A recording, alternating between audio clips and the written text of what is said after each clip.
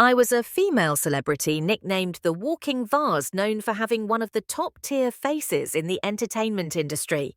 Before the university entrance exam, I didn't study at all, and social media was placing bets on which low-tier college would take me in. So on the day the results were announced, I personally went live. That night, Tsinghua and Peking University were fiercely arguing over who would claim the top scorer, stirring up a storm online. The moment I finished my exams, I rushed straight to the film set to stay on schedule. As the youngest vase in the industry, I had to be even more professional to get better roles. But what I didn't expect was that as soon as I arrived, I saw the female lead, Doan Nguok, who had just finished her exam too, already back on set.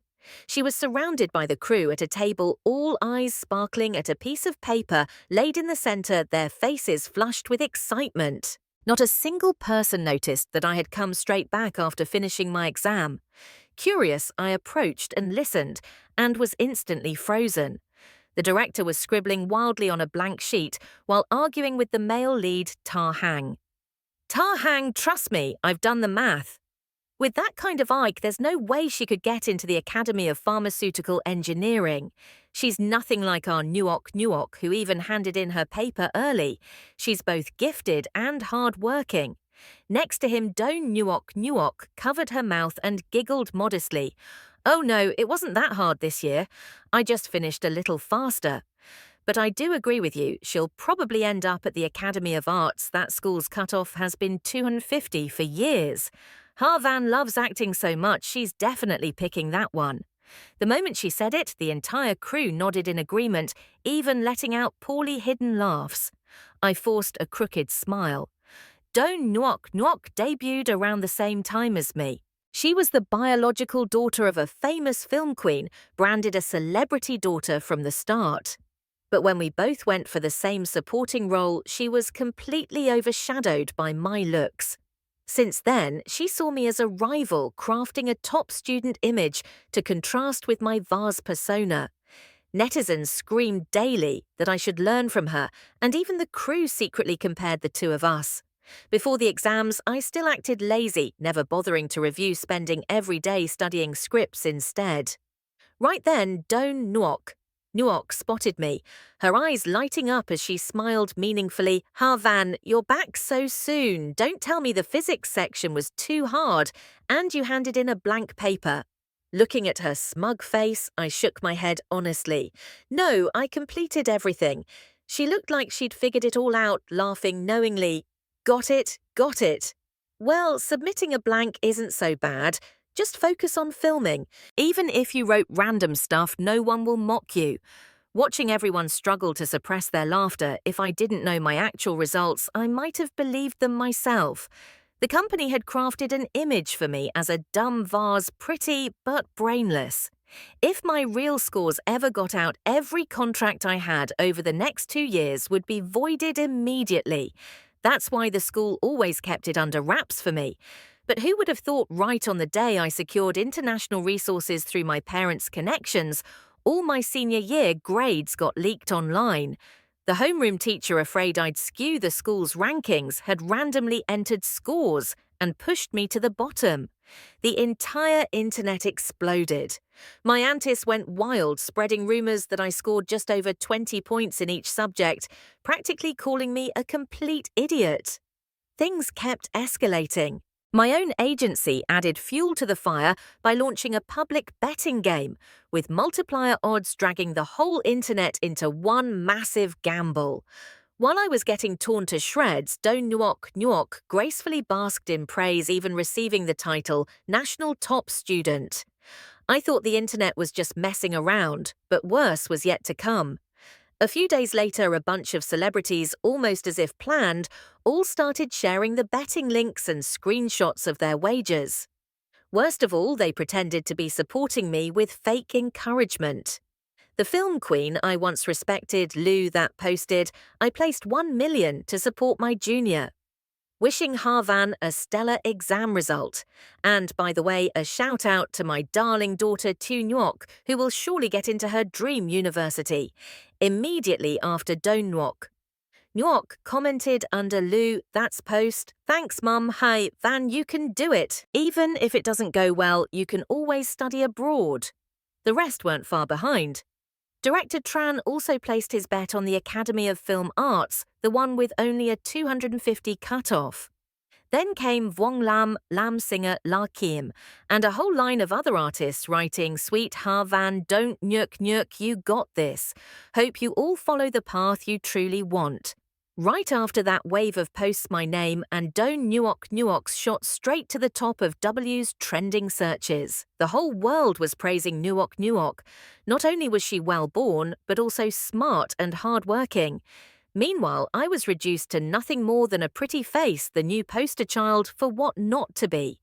Those celebrities weren't genuinely supporting me, they were clearly taking the chance to trample me and snatch the international resources my parents had helped connect for me. At first, only young netizens joined the betting game, but then it spread to fans of major artists, including many older people, the primary target market of big-name brands. Even through a screen, I could feel the mocking laughter flooding the internet. My aunties stormed my personal page, hurling insults non-stop. Ha Van, can you please stop playing roles in the entertainment industry? A vase doesn't mean brainless, but you really, with those scores, my elementary school sister could outscore you. Compared to Ha Van, I'm absolutely obsessed with Don Nuok Nuok. Rich, pretty, and smart too. Someone tell Ha Van to get her IQ tested. The English test is all multiple choice, just randomly picking A for everything would get you over 15 points. Her parents should seriously check themselves before turning their daughter into a national joke. My fists suddenly clenched. Insult me all you want, but don't touch my family. I immediately called my mum, asking Aunt Luke to check the study room and see if they still had my gold medal from the 10th grade math Olympiad. I'd tossed it into some drawer at the time. I had to take a photo of that medal and post it online, slap those fake celebs in the face with it.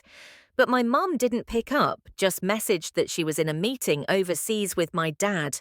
I took a deep breath and called my manager, Mong Ti. The brand contract I signed 2 years ago, tying me to the vase image.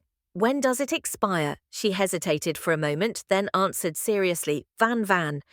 I checked already. If you want to switch reps, the brand requires the contract to end first. That's in exactly half a month. I calculated the timeline. Exactly half a month later, that's the day university entrance results are released. I've endured this long already, and my parents aren't even home. Waiting a bit more is fine.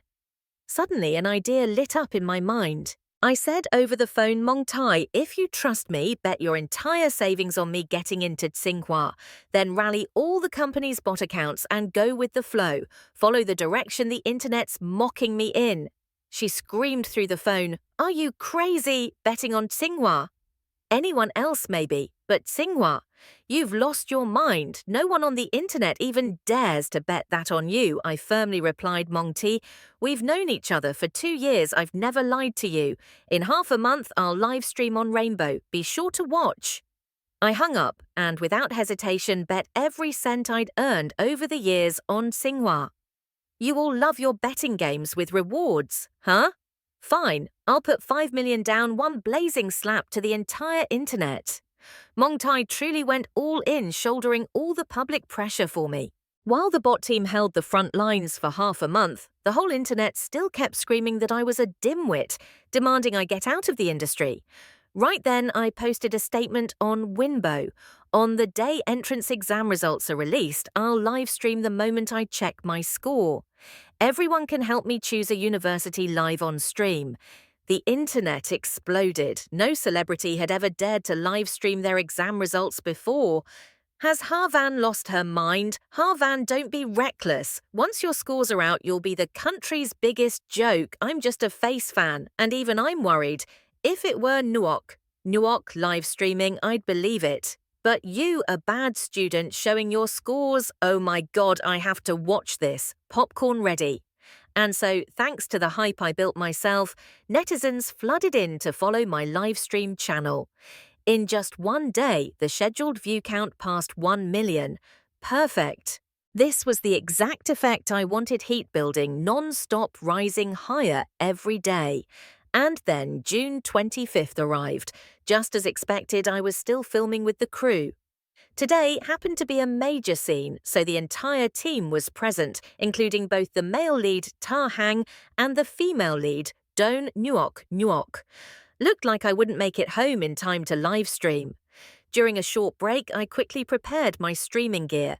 At worst, I'd just go live right here on set. Right then, Nuok walked over, looking surprised. Havan, you're still here. Today's the result. Release, isn't it? Weren't you going to live stream? She casually sat down across from me, her face glowing like she'd won the lottery. Don't tell me. You're scared now, but in front of Fan, you talk so big. If you back out now, the whole industry will laugh at you. Seeing how smug she looked, I let out a sarcastic laugh. Scared me. You've got the wrong person. Her smile faltered slightly, and she put on a pitying face. I just wanted to say don't blow this up too much. If your score's not great, it'll be hard to clean up the mess. What was wrong with this girl? I hadn't said a word, and she was already writing my tragedy for me. I sneered, whether the score's good or not isn't for you to decide. I'm going live right here. You want to check your score with me? Darn Nuok. Nuok clearly hadn't expected that. She froze, looked up at me, eyes wide in shock. Calmly, I set up my phone stand, preparing to stream. If you're too scared, move. Don't get in my way. Who says I'm scared? Don't. Nuok stepped forward, chin raised arrogantly. There's nothing shameful about my score. I couldn't help but smirk. Fine, let's give her a chance to shine. The moment we went live, millions started flooding into the room. When they saw me and Don Nuok sitting side by side, the chat instantly blew up. Oh my god, Don Nuok is here too. Are they checking results together? I'm dying. Van must be into self-sabotage, dragging herself through mud and still inviting the top student to stream with her. Before I could even speak, Don Nuok took the lead, waving sweetly at the viewers. Van and I are filming together. We're close sisters. I was planning to check my score anyway, so I thought, why not live stream with her? Instantly, audience goodwill toward her skyrocketed. Compliments flooded in, pretty and kind, our national sweetheart for sure. Once again, the spotlight shifted all to her, but fine, at least the hate on me cooled off a little. Check the score already, we can't wait. Please let wife Nuok. Check first. Let's see if I'm going to the same school as wifey. Under pressure from the comments, Don Nuok fake hesitated for a few seconds before nodding. She started checking her score live, scratching her hand like she was nervous. When the result popped up, her face lit up with a triumphant smile. She held her phone up to the camera. 677 points. That number made millions of viewers scream out loud. Am I seeing this right? That's a real score. I've never seen a number that high in my life. If I got a score like that, my mum would wake up laughing in her sleep. No wonder she's wife Nuok. If Van even got half her score, I'd be lighting incense in gratitude. The whole internet practically threw confetti at Don Nuok. She blushed from all the praise, bashfully facing the camera. Honestly, it's not that great. I didn't even meet my expectations. That line made every 12th grader across the country nod in understanding. She's right. This year's test was brutal. Go check the questions full of traps to get 677 with this year's exam. That's probably enough for Peking University. Only Don Nuok could call that disappointing. Compared to the girl sitting next to her, it's like night and day. Wife Nuok is too humble. I opened my second phone and checked WBO. Sure enough, the keyword Don Nuok college entrance exam had shot straight to the top of the hot search list. No doubt this was all orchestrated by movie queen Lou, that pulling strings and pouring money to buy trending spots for her darling daughter. Don Nuok was glowing red from all the praise, and it wasn't even my turn to check scores yet. Still, she put on a modest face and said sweetly, of course I want to get into Peking University too. I just worry my score might not be high enough. I silently watched her little performance. Her acting here was better than in any drama we've filmed. After Do Nyok Nyok revealed her score and got showered in compliments by netizens, all eyes turned to me. Havan still hasn't said anything. Is she regretting suggesting to check scores live with Nuok? Nuok, I'm one of Havan's last remaining looks fans. Honestly, I don't want her to check. It'll be humiliating. She said she would, now she has to follow through. Even if she only got 200 points, we need to see it. As expected, the moment came. Do Nuok. Nuok, completely unbothered by my silence, suddenly grabbed my hand with a face full of sincerity. Havan, don't be afraid. I'll face it with you. The corner of my mouth twitched. I quickly caught the glint of satisfaction in her eyes. I paused for a second, then an idea struck me. I turned to her. Nuok Nuok. Remember that big graduation day betting game? People were placing bets on which college I'd end up in. I don't think you ever joined in. Right, Don Nuok. Nuok frowned in confusion. Why are you bringing that up now while we're checking scores? Obviously, I'll still check. I smiled brightly, placing a hand on her shoulder. Since you're this confident, want to raise the stakes? The entire set fell into an unnerving silence. Only the livestream comments kept flying, and Do Nyok. Nyok stared at me, her gaze sharp with suspicion. Finally, as if steeling herself, she gritted her teeth. If I back out now, I'd be too ashamed to look at you again. I'll bet I'll put up a whole year's allowance. The livestream exploded. Netizens went wild. The already heated atmosphere boiled over. Is Havan actually insane? Wait, I only care about one thing: how much is a rich girl like Nuok Nuok's yearly allowance? Don't tell me Havan's trying to dodge showing her score now. Seeing the comments, I sighed dramatically. Fine, I'll check my score. Let's get this over with, I'm tired of the constant nagging. But then, something unexpected happened. I tried logging into the score-checking site several times, but couldn't access it. Something strange had occurred. All my personal information was hidden. Only one line appeared. Your candidate has ranked in the top 10 of the province. Therefore, detailed scores have been temporarily concealed. I immediately pointed my screen toward the livestream. The entire internet fell into stunned silence. And then came wave after wave of disbelief. I've never seen anything like this before. Didn't know scores could be hidden. No way, Havan's always been a terrible student. How could she possibly rank in the province's top 10? Maybe it's a system error. Maybe her score's so low they couldn't process it. Like she submitted a blank paper or something. Those seemingly rational explanations were quickly drowned out by a sea of doubts. No one wanted to believe that I, the so-called walking vase famous only for my looks, could actually make it into the province's top 10 for the college entrance exam. They'd rather believe I was too dumb to even get scored than admit I might actually be smart. But more than the viewers' reactions, the look on Do Nuok Nuok's face was truly priceless. She stared at the line of text, her face growing paler by the second. Finally, she stiffly spoke. Havan, you didn't need to fake this just to look good, did you? I laughed, genuinely laughed out of disbelief. So you're saying I'm powerful enough to hack a national database and fake official results?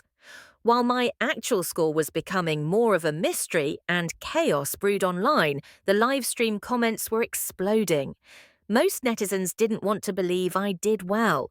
They'd bet everything hoping I'd fail miserably so I could pay the price. Right then, a few students currently studying at Tsinghua and Peking University joined the chat.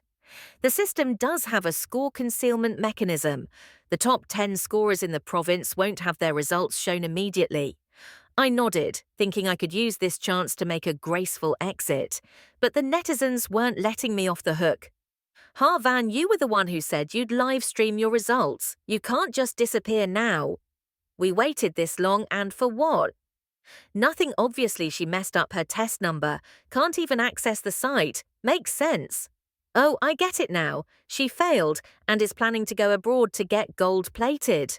Classic move. Bets off. If you don't have the guts, don't stream in the first place, wasting everyone's time. The live stream descended into chaos. The atmosphere was boiling, and I, standing in the eye of this storm, started to waver for a moment.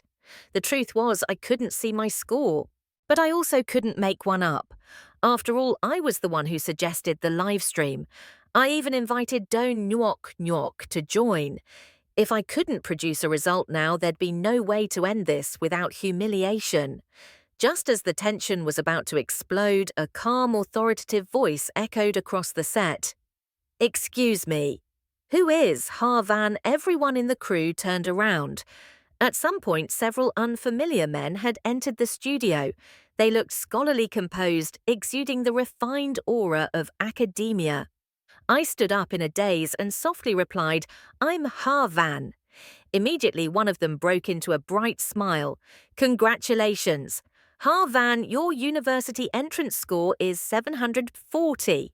You are officially the top scorer in the province for the Natural Sciences Division." The moment those words were spoken, everyone, including me, froze. My mind went completely blank. I didn't even have time to react. The internet didn't register the shock at first, but then it hit. WBO crashed instantly as if millions of slaps landed simultaneously across the faces of all my anti-fans. An unprecedented comeback. The livestream room fell deathly silent. Netizens couldn't believe their ears. Question marks flew across the screen, followed by wave after wave of stunned exclamation points. Don Nyok's face turned ghostly pale in a heartbeat. Her eyes widened in shock disbelief, etched into every inch of her expression. To be honest, even I didn't expect I did that well. Top scorer of the entire province, I thought I was dreaming. After a long moment, Don Nyok was the first to speak. "Excuse me, is there a chance you've made a mistake? Are you sure it's Ha Van Hao? How is that possible?" Immediately, the professor's expressions darkened. One of them stepped forward, face stern, eyes cold as he glared at her. "Are you questioning our competence?" The air around him screamed university professor intimidation aura. Don Nyok shut up instantly, too terrified to breathe. Once they'd handled her, the professors turned back to me, their voices much gentler. "Ha Van, we're the admissions team from Tsinghua University. If you choose us, we'll waive your tuition fees entirely. Scholarships are open to negotiation as well." Not to be outdone, the Peking University reps jumped in angrily. "This is outrageous. You can't just poach students in public like that." "Ha Van, we're from Peking University. Our campus is like a painting. We'll not only cover your tuition, but also offer rich extracurriculars, like climbing the Great Wall. If you agree, we promise to nurture your talents to the fullest." Tsinghua and Peking fighting over me live with over 1 million people watching. The room exploded. "Oh my God, this is the greatest thing I've ever seen. I wouldn't believe it even in my dreams. I'm re-watching this later with my mum. This is history. Ha Van, a pretty face, more like a super genius national-level plot twist. If anyone dares call Ha Van a vase ever again, I'm cutting them off on Don Nyok's side. Her legs gave out completely. She covered her face, trembling eyes red at the corners, tears spilling from humiliation. I could only shake my head. Maybe in her whole life she had never suffered disgrace like this, while the professors were still politely inviting me to choose a school. Don Nyok suddenly spoke up to ruin the moment. They could be fakes. Ha Van must have hired actors, as if someone like her could get such a high score. Everyone knows she's dumb, and now all these professors just happen to appear out of nowhere. This is a setup to win the bet, isn't it? Her eyes were bloodshot, and she spoke with the kind of certainty that made her look like she thought she was revealing truth. Her fans jumped in right away. "Ha Van is disgusting. So fake. Poor Nyok getting dragged into this whole circus." A real student from Peking University spoke up. "I'm a Peking U student, and those are our actual professors." Even with that testimony, Don Nyok still refused to believe it. Since I couldn't pull up a screenshot of my score, I had to let the professors handle it. Furious, the professors immediately pulled out their official IDs. This girl is really narrow-minded. If she used that sharp tongue on her studies instead, she'd probably get 50 more points and breeze into Tsinghua Nyok. Nyok was scolded right to her face. Her complexion turned red, then pale, then green. She could only lower her head and mumble an apology before running away, eyes full of tears. In the end, I chose Tsinghua. I had already made my decision long ago. And that 500 million bet well, I had to stay loyal, didn't I? A Peking U professor sighed in disappointment. Do you have any younger siblings? I smiled regretfully and shook my head. Unfortunately, I'm an only child. After the live stream ended, my inbox exploded. In just moments, my follower count shot up by millions. I became the new top-tier female idol overnight. Tons of netizens flooded in to apologize, some even asked for my study materials. I immediately uploaded all the notes I'd compiled over the years to WBO along with a message. To all high school students, keep studying hard. I believe all effort will be rewarded. Public sentiment flipped in an instant. By the next day, no one dared to say a word against me, because the moment someone tried, a sea of netizens would swarm them in defense. The comments poured in. Harvan is legendary. I pledge eternal loyalty to her. Doa Nyok really overestimated herself, trying to act like a top student. I'm dying laughing. Guess who just got slapped by the vase now, huh? Some fans still try to defend Do Nyok. What gives you the right to say that Nyok wasn't bad either? She got over 600 points. If you're so great, let's see you score that much. Do Nyok clearly targeted Harvan. She called her a close sister, but didn't believe she could be the top scorer. Even though the results were undeniable, because Do Nyok and I debuted around the same time, and were the same age, the internet would always pit us against each other. Sometimes neither of us even wanted to compete, but the public loved raising one person up just to crush the other. Right then, a new notification popped up on my phone. Money had been transferred.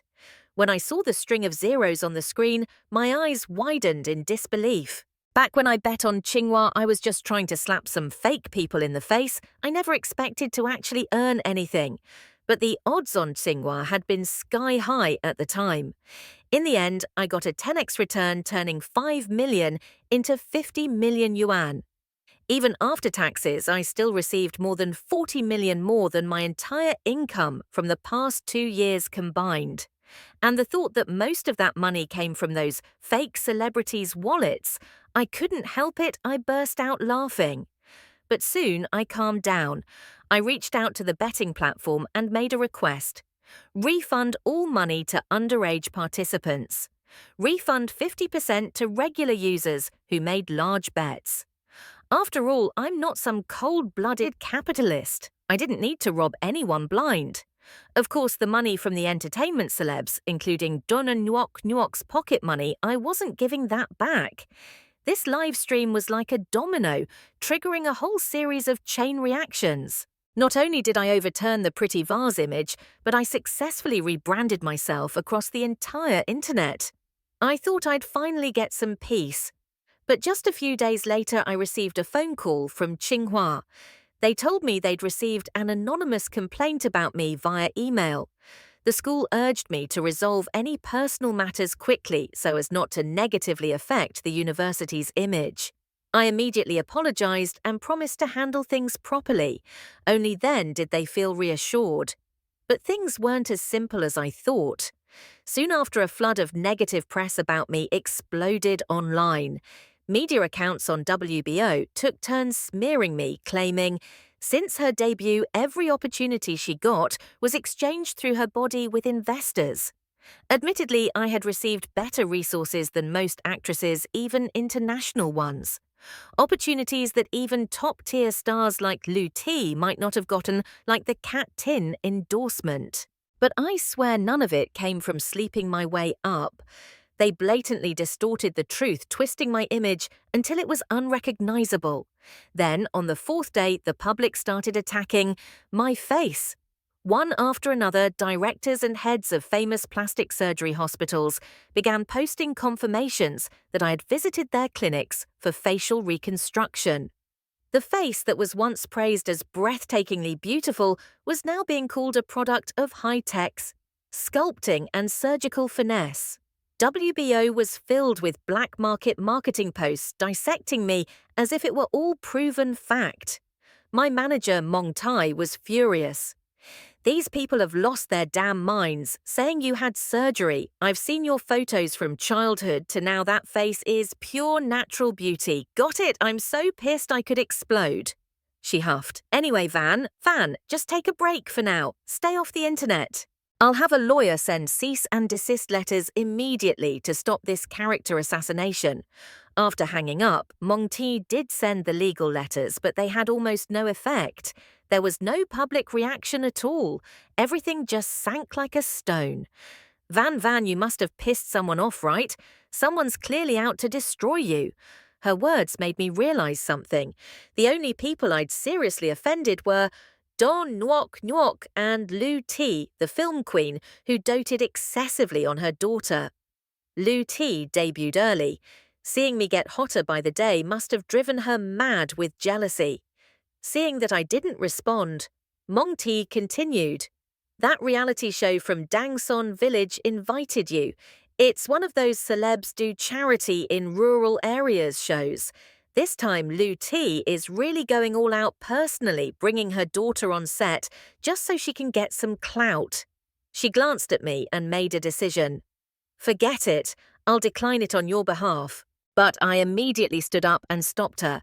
"If Lu Ti and her daughter don't want me to have peace, then no one's getting peace. I'll show up right in front of them, steal all the spotlight, and crush their momentum.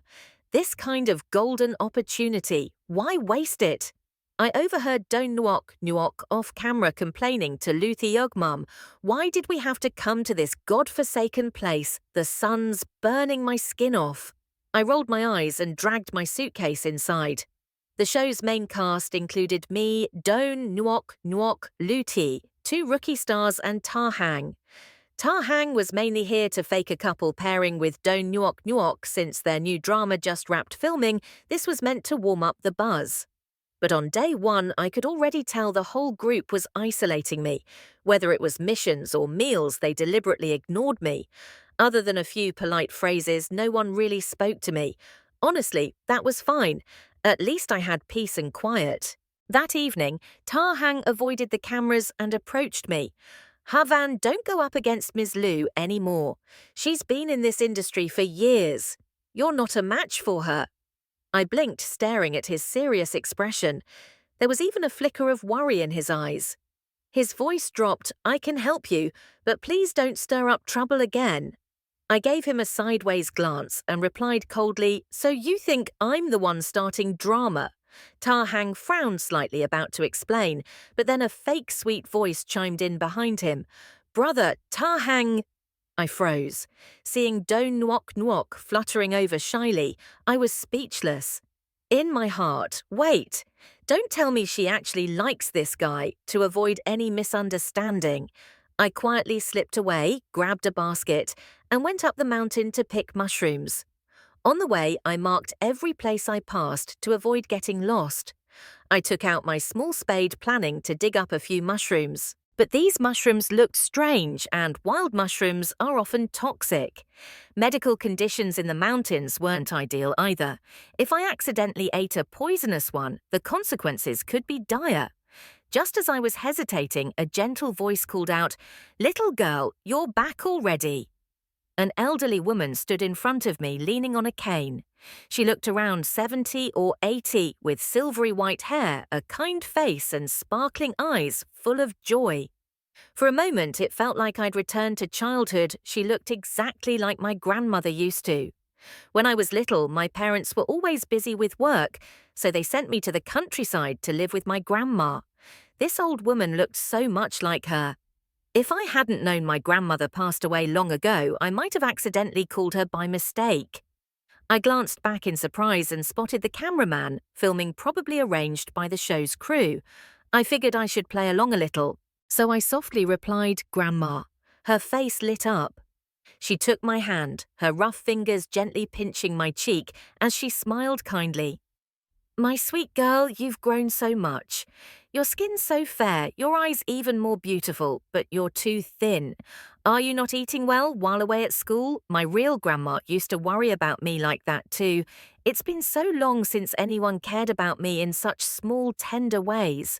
Nowadays, people only notice if I've gotten prettier or fatter.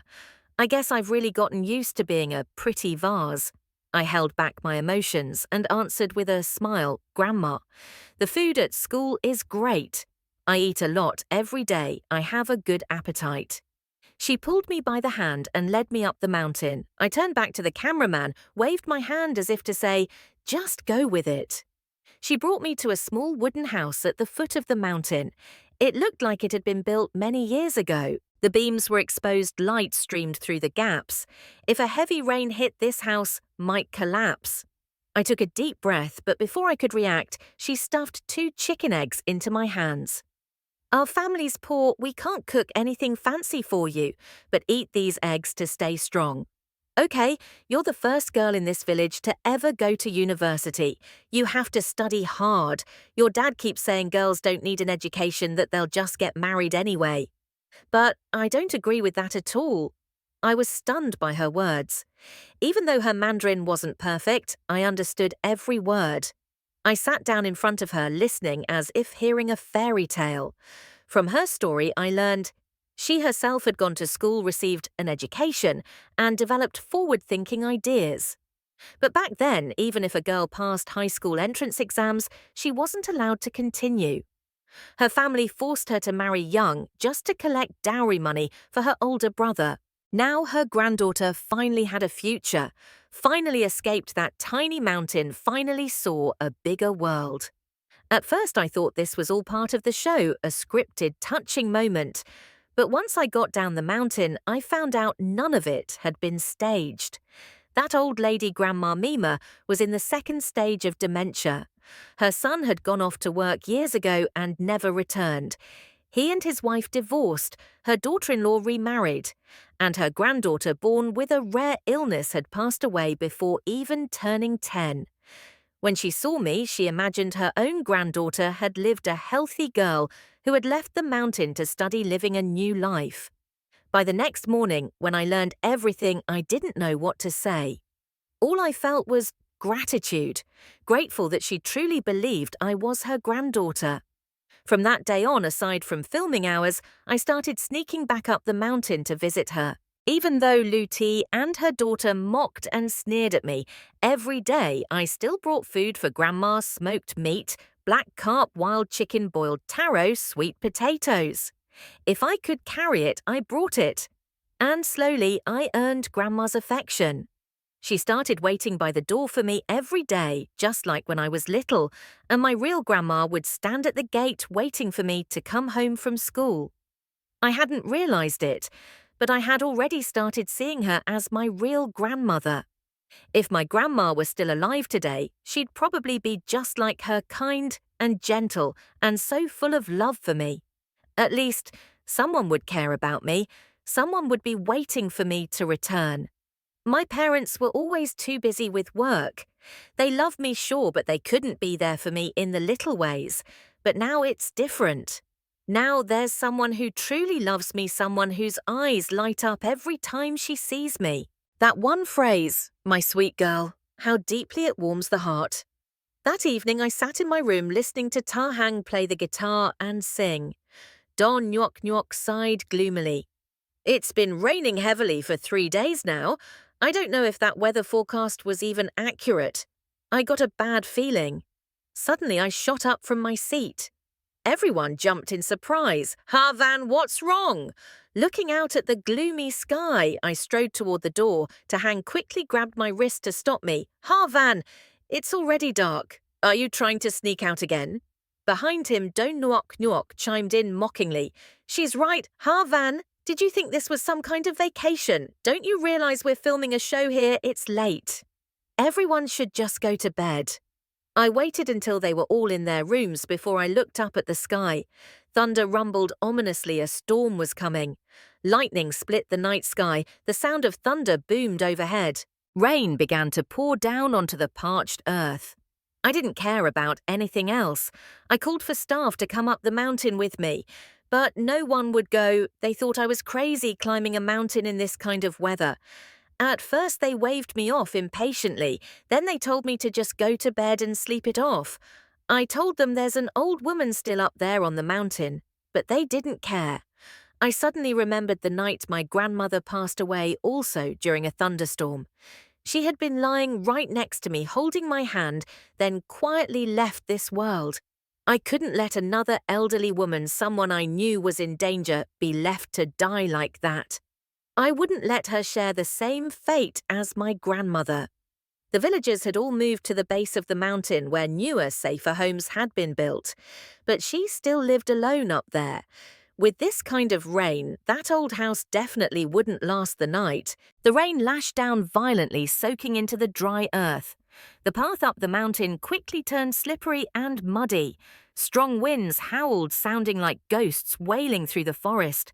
The sky was pitch black, lightning flashing so constantly it tore the darkness apart. The wind was so strong I couldn't stay upright. I had to brace myself against a tree just to keep from falling. Mud clung to my legs, my pants were soaked. The icy rain pierced my skin, making me shiver uncontrollably. I'm not a fearless person, but even as I stood in that pitch-dark forest, my hands shaking, I knew my fear was nothing compared to the danger she was facing. If I could just get her down the mountain safely. She could see her son again this new year. I gripped the umbrella tightly, wiped the rain off my face, and moved step by step. I was afraid of slipping and tumbling down the mountain. It took everything I had to reach her house.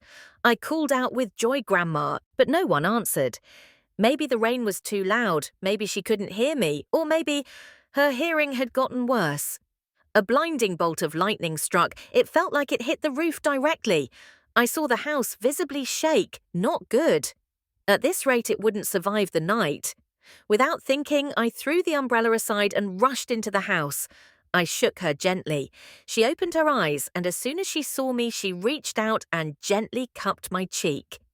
Dreaming of my sweet girl again, sneaking out to play. "You're all soaked." I gripped her hand, helping her sit up. Even though I was panicking inside, I forced my voice to stay calm.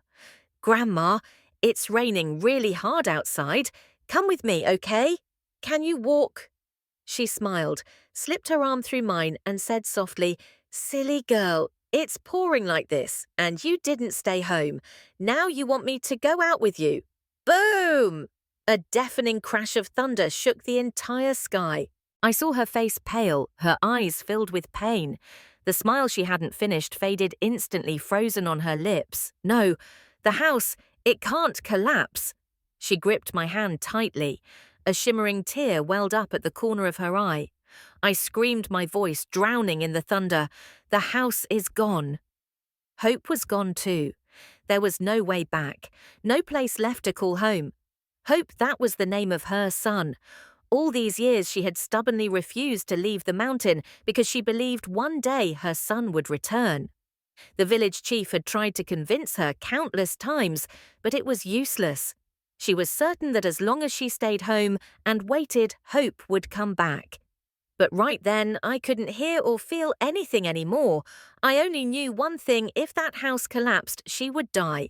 People live because they have hope, and if that hope is placed in a crumbling house, then it's better to keep living to live long enough to reunite with your loved ones. I handed her a walking stick. She took it and stumbled outside. At the door, water was flooding everything. Going down the mountain was already hard in such conditions, and she had an injured leg. I clenched my teeth, bent low, and knelt in front of her. "Grandma, let me carry you down, okay?"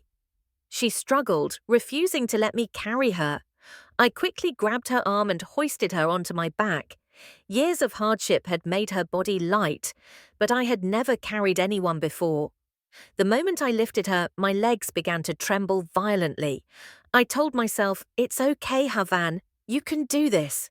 Step by step, I walked slowly, firmly. If I slipped now, both of us would fall. We had barely gotten a few meters out the door when, boom, a deafening explosion rang out. Then came the crashing of bricks and beams. The rickety wooden house collapsed completely right before our eyes. She and I turned to look. I smiled, faintly grateful that we had escaped, but she broke down in sobs.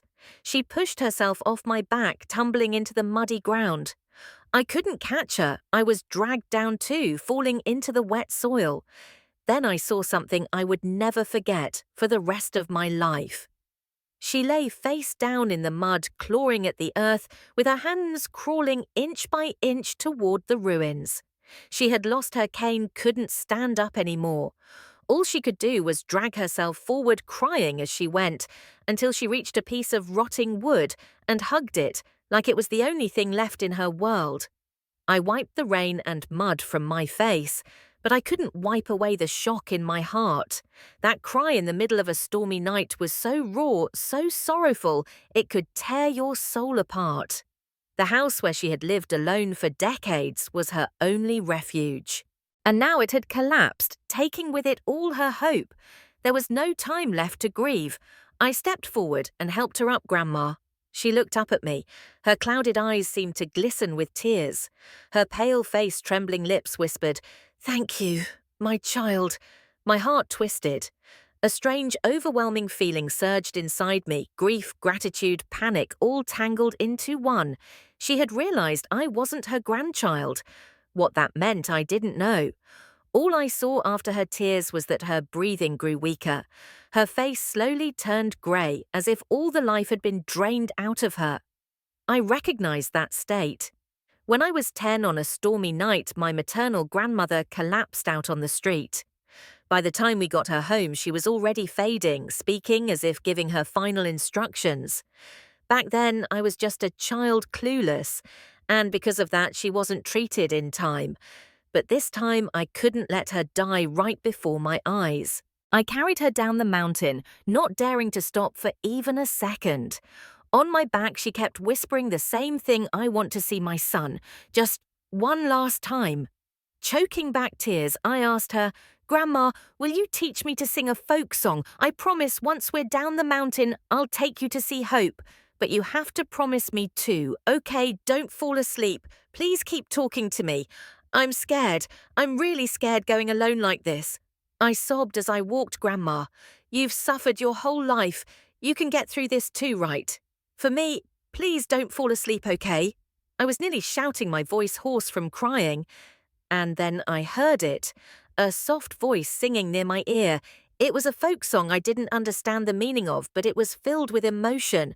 I burst into tears, overwhelmed with feeling. My steps grew stronger. The foolish child in her heart to her, I was the most precious one. At that moment, I froze. My entire body went stiff. Tears welled up, but I didn't dare let them fall. Along the way, I kept talking to her, trying to keep her conscious. But when we were almost at the foot of the mountain, I wasn't careful. I slipped and fell face first into a puddle. My knee throbbed in pain. I didn't care. I crawled to her as fast as I could. "I'm sorry, Grandma. I didn't mean to. Just a little more. I'll call someone. You'll be saved." She grabbed my hand gently, trying to comfort me. My whole body was drained of strength. My legs turned to jelly. Just as I forced myself to stand up again, a bright pair of headlights cut through the dark. I waved frantically for help. The car screeched to a stop in front of me. The person who stepped out made me doubt my own eyes. I thought it was a hallucination from exhaustion, until that person rushed to me and held me tightly, eyes full of anguish. "Mom." I whispered back, almost too afraid to believe it. "Mom, Van, what happened to you?" My mother's gentle voice rang out, and instantly I broke down into tears. I cried and sobbed uncontrollably. "Mom, please help Grandma. She's really sick." I quickly supported Grandma, looking up at my mum with pleading eyes. My mother, overwhelmed with emotion, burst into tears and clutched my hand. Her driver rushed to carry Grandma to the city hospital. I remember my mother rarely cries, but that night, she cried a lot. Van, I'm sorry. It's my fault for being too busy with work, for not being there for you. So many things happened to you back home, and I couldn't do anything to help. I shook my head. But you came just in time, didn't you? Her cold fingertips wiped the tears from my face. In her eyes gleamed a fierce determination. Don't worry. Every injustice you've suffered, I'll make them pay, one by one. Turns out my mother had travelled through the night to get here. After returning to the country and hearing I was being slandered everywhere, she was furious and decided to personally stand up for me. So she made a bold move. She would join the filming of this reality show herself. It was the first time my mother ever appeared on television. That very day, she waved her hand and ordered the director to switch the shoot to a live broadcast. She wanted in front of millions of fans to clear her daughter's name. In the live stream chat room, viewers flooded in, "Isn't this supposed to be the Harvan and Doan Nuok Nuok show?" They switched it to live stream. Wait a minute. Isn't that woman who looks just like Harvan, even prettier than Harvan? They weren't wrong. The person they were talking about was my mother. From her bone structure to her features, she was a classic beauty. But what truly stunned people wasn't just her looks, it was her aura, graceful, composed, and noble. Her eyes, her brows radiated elegance. Even a single glance could leave people spellbound. She looked like she had stepped straight out of an ink painting.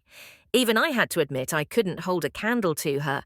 And just like that, the rumours about my plastic surgery crumbled on the spot.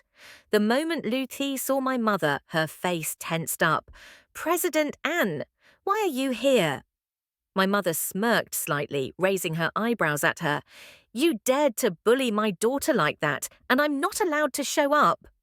As soon as those words dropped, the entire set was shaken. Everyone exchanged stunned looks. Wait a minute. The daughter of the CEO of that entertainment company. Could it be Harvan? That's right, my mother was the CEO of a nationally renowned entertainment company.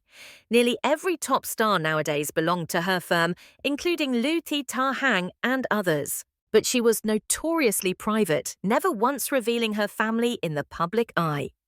The live stream exploded. "Knew it, Harvan is the CEO's daughter. No plastic surgery. Her mom's here to expose the fake rumours herself." Most importantly, Harvan is the heiress of the Anne family, and people dared to call her a pretty airhead. Y'all should be ashamed. Lu Thi turned pale, her voice trembling. "President. And you're joking, right? I would never bully your daughter." Van, come over here." I stepped out from the crowd, facing countless stunned stares. "Sorry, it's me," Lu Thi staggered, her face twisted. My mother spoke coldly and clearly. "You paid the media to spread lies about my daughter to ruin her name. Since she was little, I've cherished her like a treasure, and you dared to harm her like this. You say she relied on connections for opportunities. I'm her mother. I have the power to give her the best resources, the top-tier contracts. If I didn't give them to my own daughter, you think I'd give them to you?" Her sharp words made me want to cheer. My mum was amazing. The live stream comments started pouring in. "I wish I had a mum like this." So all the slander was orchestrated by Lu Thi. "Disgusting. Get this woman off the screen. I never want to see her again." The production team tried to cut the stream, but my mother shot them a single glance. "Keep filming. Anyone who dares to cut this feed, don't expect a single penny of investment ever again." Instantly, everyone straightened up. Offend anyone you want, but don't offend the investors. The atmosphere grew even tenser. Everyone was awestruck by my mother's presence. And me, I officially became my mum's #1 fangirl. Don't stop me. My mum is an absolute queen. Lu Thi, red-faced and trembling, clenched her fists and forced out a smile. "President, and if you have something to say, can't we talk privately? Even if you want to defend your daughter, there's no need to air this out in public like that." My mother sneered, taking my hand. "I'm here to get justice for my daughter. She's still young and has been bullied in every possible way. But me, I won't let it slide. I can't bear to see my daughter suffer like that." With that, she pulled out a contract and flung it straight at Lu Thi's face. "Our company is officially terminating our contract with you." The entire studio gasped. This was the peak moment of the reality show, a CEO personally stepping in to protect her daughter ripping up a contract live on air. No matter how you looked at it, this was a total victory. Lu Thi hadn't even reacted when someone hesitantly asked, "But what does this have to do with Havan?" She's the one who spread the nasty rumors, used shady tactics, and violated company rules. The whole set collectively drew a sharp breath. All eyes turned to Lu Thi, filled with pity and condemnation. Don Nyok Nyok's eyes turned red immediately. The filming of the show was halted. Agents from the tax bureau appeared right on set and escorted Lu Thi away. In fact, they had been here all along, invited by my mother. The live stream chat exploded. "Knew it, Lu Thi always gave off bad vibes. Serves her right, Don Nyok. Nyok and Lu Thi, get out of the industry, get lost. I never want to see that green tea girl, Don Nyok Nyok, again." In the end, Don Nyok Nyok was persuaded by the program to leave and reflect. A week later, she passed away. She died in her sleep, her face peaceful, as if all her sorrows had been laid to rest. The doctor said she was able to hold on that long because of a powerful will. She got to see her son met her granddaughter and spent some happy days. That was enough. Her funeral was held in the small mountain village where she lived. No lavish casket, no white flowers lining the path. Just a simple wooden cabin on a hillside, thick with incense smoke. I wore mourning clothes, knelt before her coffin, and lit a stick of incense. The flame flickered in the chilly evening breeze. When I looked up, I saw a figure standing not far away. It was him, the one she had waited for her whole life. Hope had returned. He stood silently beneath a tree, eyes brimming with tears, staring at her portrait. He didn't cry aloud, just bowed his head deeply. Then he knelt and bowed 3 times. I stood up and approached him, speaking gently. She once said, "She knew you hadn't abandoned her. She waited for you every day, always setting an extra place at the table." Hope clenched his fists, lips trembling. "I came back too late." I handed him a small box. "This is the handkerchief she made for you. She kept it under her pillow, holding it every day. Even on her deathbed, she never let it go." His hands trembled as he opened the lid and he broke down in tears. After the funeral, my mother and I left. As we were about to exit the village, I turned back for one last look. The same slanted rooftops, the scent of wood smoke, drifting through the mountain air. I used to hate this place, but now I wanted to come back. Not because I loved the land, but because once there was an old lady with a hunched back and a shaky cane who called me granddaughter. I wanted to fulfill the promise I made to her. I established a scholarship fund named Hope to support underprivileged mountain students. And my mother opened a charity branch of her company there to rebuild the school's clinics and roads. 3 months later, a video of me carrying her through the flood went viral across social media.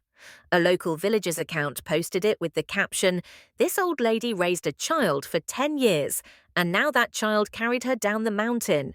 What goes around comes around, cause and effect, debt and repayment." The internet exploded. I cried watching this. That little girl is an angel. Havan saved a life, mourned a death, and then returned to do charity work. A true beauty with a heart of gold.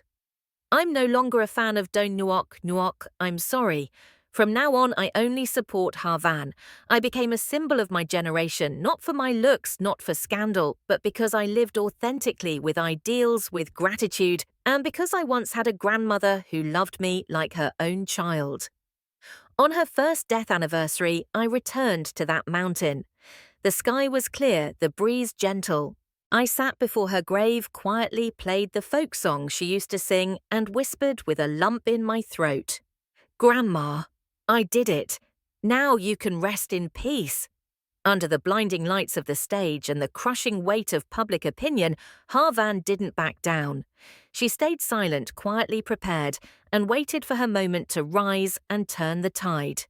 The so-called pretty vase, once mocked by the public, was now the valedictorian fought over by the country's two most prestigious universities. A living proof of one truth: real talent can't be faked. In a world where people are so easily defined by appearances and scandals, Harvan proved that resolve, strength, and results speak louder than anything. No excuses, no tears, no begging for sympathy. She let her achievements speak for her and triumphed on the very battlefield where she was once looked down upon. A perfect comeback, not for revenge, but to reclaim her dignity. This isn't just the story of a celebrity, but a lesson in faith, effort, and true worth in an era drowned in noise, prejudice, and mob mentality. Thank you for watching Ken's Stories. I hope you enjoyed a relaxing and captivating storytelling experience. If you liked the video, don't forget to like and subscribe. Your support gives me the motivation to create more amazing content.